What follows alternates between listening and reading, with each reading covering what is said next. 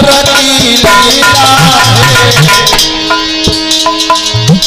मैं निर्बल हूँ तू बात सही, बस प्यारे मन को मिला।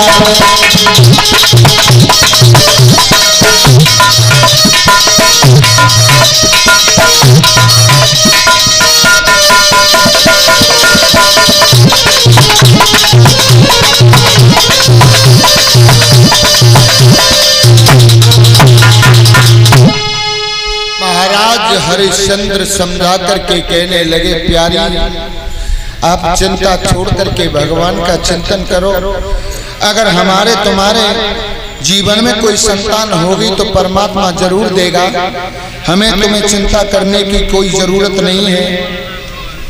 और समझा करके घर से निकल गए हरिश्चंद्र महाराज। और जब घर से निकल गए जंगल में जाकर के बैठ करके एक वृक्ष के नीचे बैठ करके रोने लगे, कहने लगे, अरे दीनबंधु मेरी पत्नी घर पे रोती है।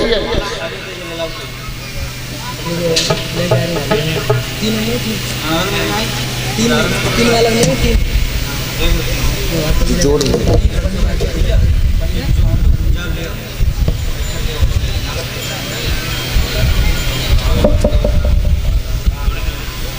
तो देखिए हरिश्चंद्र महाराज जंगल में जाकर के क्यों रोए, क्योंकि देखो पुरुष जो होते हैं कभी स्त्री के सामने रो नहीं सकते अपनी बात को लेकर के। पहले तो पुरुष रोएगा नहीं, अगर रो गया एक बार के लिए तो फिर चुप नहीं होगा। जंगल में जाकर के वृक्ष के नीचे बैठ करके रो रहे हैं, और दीनबंधु दीनों के दयाला, आखिर मेरे जीवन में हुआ तो हुआ क्या है, कैसा अंधेरा कर डाला है तूने, मेरे जीवन में कोई संतान पैदा नहीं हुई। तब तक तो वरुण महाराज आ गए, और वरुण महाराज आकर के कहने लगे, हरिश्चंद्र खाए क्यों रो रहे हो, और तुम राजा होकर के रो रहे हो, राजा ही रोएगा तो प्रजा को खुशी कैसे देगा, प्रजा कैसे खुश होगी, काहे को रोए। तो हाथ जोड़ करके आंखों में आंसू भर के हरिश्चंद्र महाराज कहने लगे, वरुण महाराज तुम्हें मालूम नहीं है मेरी पत्नी घर पे रोती है और बस यही कहती है,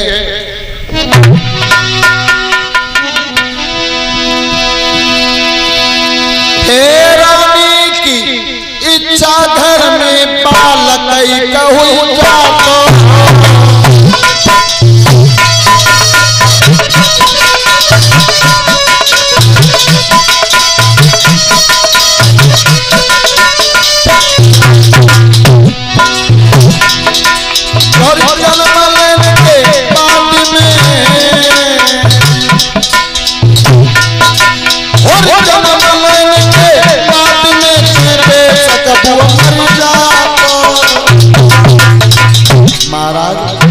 पत्नी रोती है, कहती है मेरे उधर से संतान पैदा हो जाती, जन्म लेने के बाद में मर जाती, मुझे चिंता नहीं होती। यही बात वरुण महाराज ने पकड़ ली।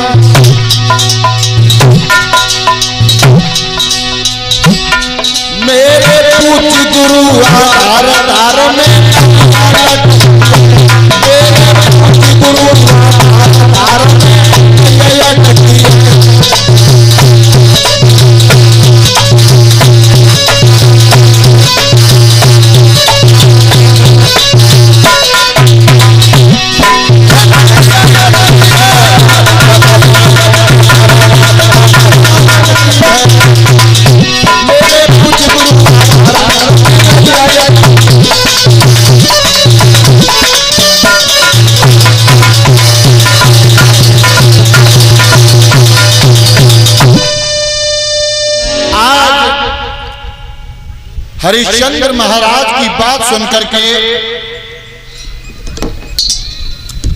वरुण महाराज के आंगन में बजत बजाई,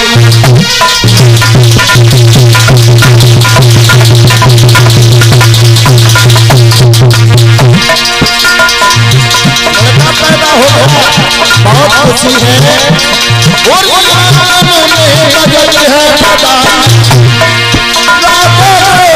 खुशी मना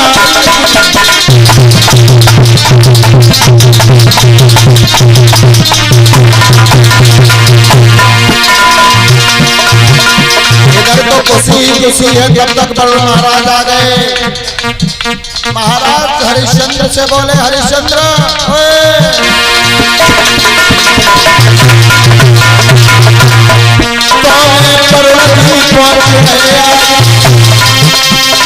और राजा की कही है चलाई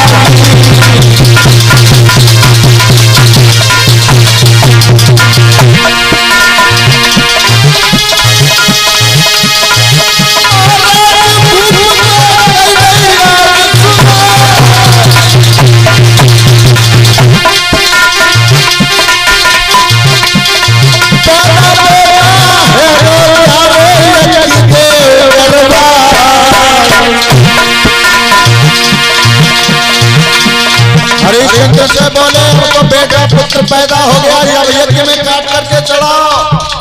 हाथ जोड़ करके हरिश्चंद्र बोले, रुक जाओ महाराज, अभी पवित्र नहीं है। और बोले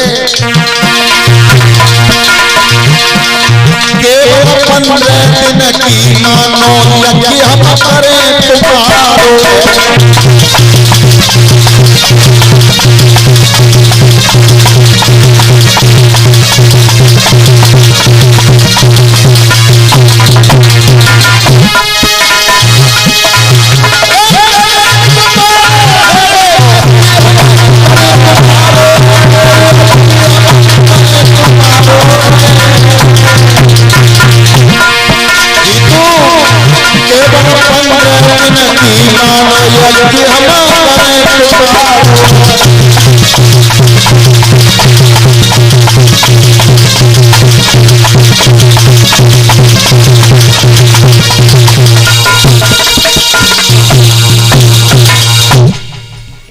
हरिश्चंद्र महाराज ने कह दिया, महाराज अभी तो पुत्र गंदा है, स्वच्छ हो जाने दो, 15 दिन के बाद में आना, तब तुम्हारा यज्ञ करेंगे। बोले ठीक है, कोई बात नहीं।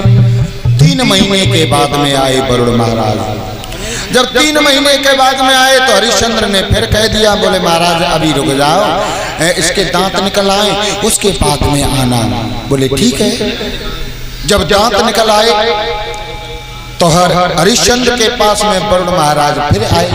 बोले महाराज नहीं नहीं नहीं, गलत समय से आ गए, मैंने ये दांत नहीं बताए, ये दांत उखड़ जाएं, जब अच्छे वाले दांत आते हैं तब आना, तब की कहा था। वरुण महाराज कहने लगे, हरिश्चंद्र अब तो धोखे पे धोखा, धोखे पे धोखा, झूठ पे झूठ, कितना झूठ बोलोगे तुम हमसे। अंत में परेशान होकर के हरिश्चंद्र ने कह दिया, वरुण महाराज हम यज्ञ नहीं करेंगे, तुम्हारी बेईमान हो गए। और बेईमानी की नीयत तो हर एक के दिमाग में होती है भाइयों। अब आप लोग सोच रहे होंगे हमारे में तो नहीं, बिल्कुल नहीं है, बिल्कुल नहीं, मैं भी नहीं कहता। अपने भारत देश हिंदुस्तान में 1.5 अरब के लगभग आबादी है और हर एक इंसान के नियत में बेईमानी है। ईमानदार कौन है? जय बेईमानी करवे के लिए नाय मिल रही। हम तो अपनी कहते हैं, दूसरे की काय को 4-6 करोड़ रुपया कहूं से हाथ पच जाए, हम काय को चिल्लाते फिरे का शौक थोड़ी है माता। हरिश्चंद्र महाराज आज झूठ बोल गए हैं, बोले बिल्कुल नहीं करेंगे, हम तुम्हारे साथ में युद्ध करने के लिए तैयार हैं। और यह युद्ध हुआ। युद्ध में जब परास्त हो गए हरिश्चंद्र महाराज तो बीमार पड़े। जब बीमार पड़ गए तो इंद्र आया है, बोले महाराज उठो, तुम्हारी बीमारी का इलाज ढूंढ के लेके आया हूं। बोले क्या? बोले विश्वामित्र के बहन बहनोई हैं अजीगृत महाराज, उनके ऊपर शनिचर आ गया है, शनिचर ने कुदृष्टि कर दी है, कंगाल हो गए, द्वारे द्वारे फिर रहे हैं, जंगल में भटक रहे हैं। हरिश्चंद्र कहने लगे तो मैं क्या करूं? बोले 2 छकड़ा धन के भरिए, मेरे साथ चलिए जंगल में। इंद्र हरिश्चंद्र को 2 छकड़े धन के भरवा के जंगल की तरफ लेकर के चला है। भाइयों, जंगल में पहुंचे हैं तो विश्वामित्र के जो बहनोई थे अजीगृत महाराज, जंगल में अपने 3 पुत्रों को लेकर के बैठे, माता पिता बहन और बहनोई विश्वामित्र के, और तीनों बच्चे भूख के मारे छटपटा रहे हैं और कह रहे हैं पिताजी हमें आज 6 दिन हो गए भोजन नहीं मिला है, क्या आज भी भोजन नहीं मिलेगा? अजीगृत महाराज रो करके कहने लगे पुत्र, मैं एक ऐसा अभागा पिता हूं जो अपनी संतान को पेट भर के भोजन भी नहीं करा सकता।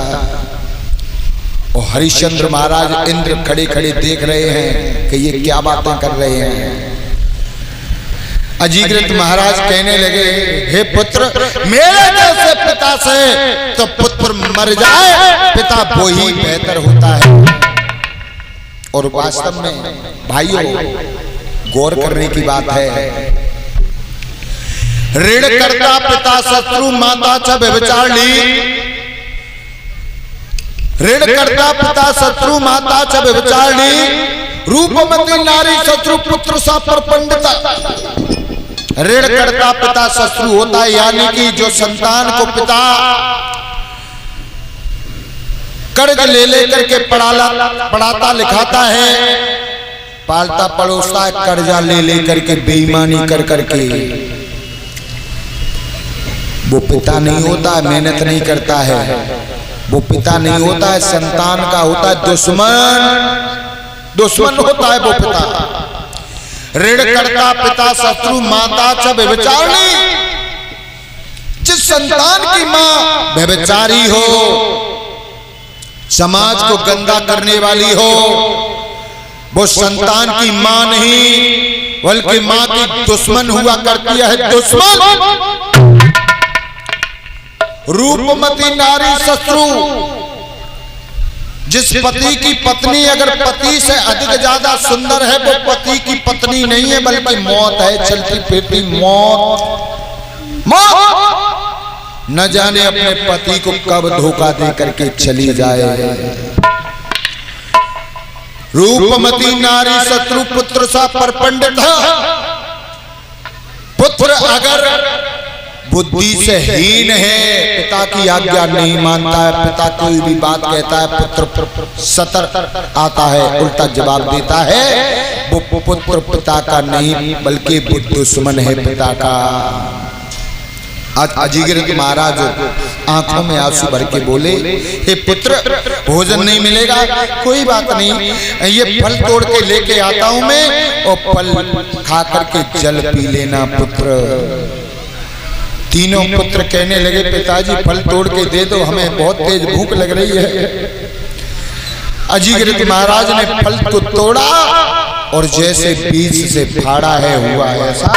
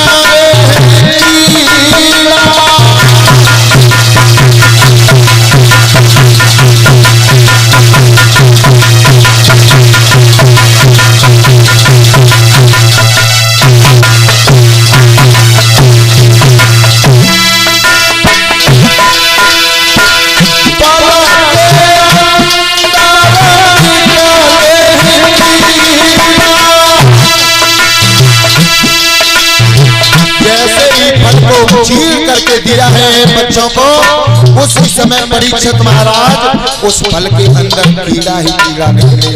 अजीग्रत महाराज कहने लगे कोई बात नहीं बेटा, इस फल के अंदर ही तो कीड़ा है, दूसरा फल लेकर के आता हूँ। दूसरा फल तोड़ा और तोड़ करके जैसे चीरा लगाया,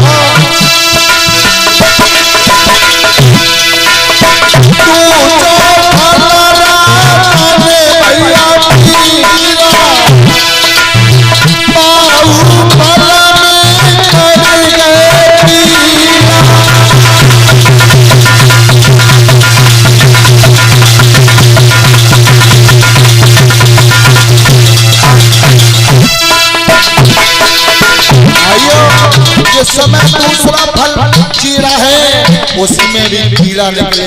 बच्चे रोने लगे हैं, कोई तो भूखा है और भूखे व्यक्ति के सामने भोजन आकर के चला जाए तो कितनी तड़प होती है, वो तो भूखा ही जानता है। रोने लगे बच्चे। अजीग्रत महाराज कहने लगे तुम चिंता मत करो, ये फल में कीड़ा है लेकिन इस वृक्ष के पत्ते खा करके पानी पी लेना बेटा, अब तुम्हारा पिता कुछ नहीं कर सकता।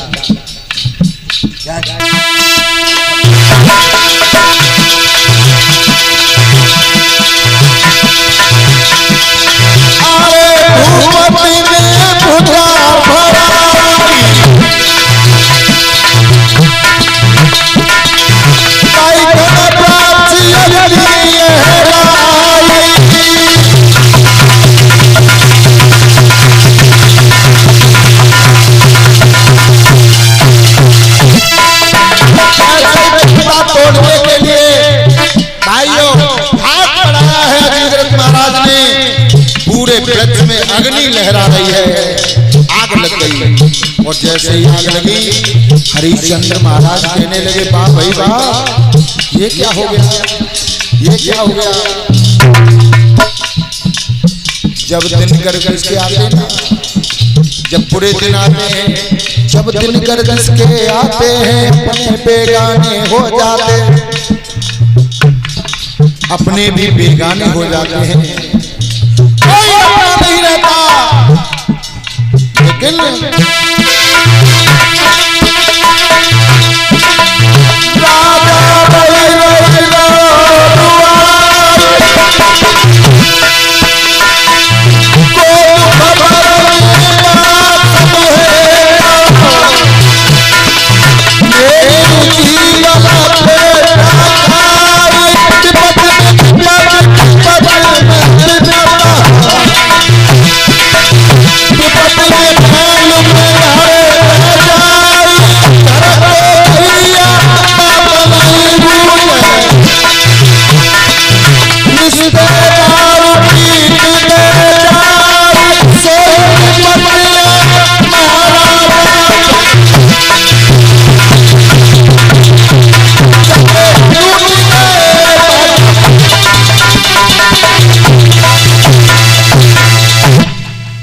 महाराज देख रहे हैं कि पत्ता तोड़ने के लिए हाथ बढ़ाया, पूरे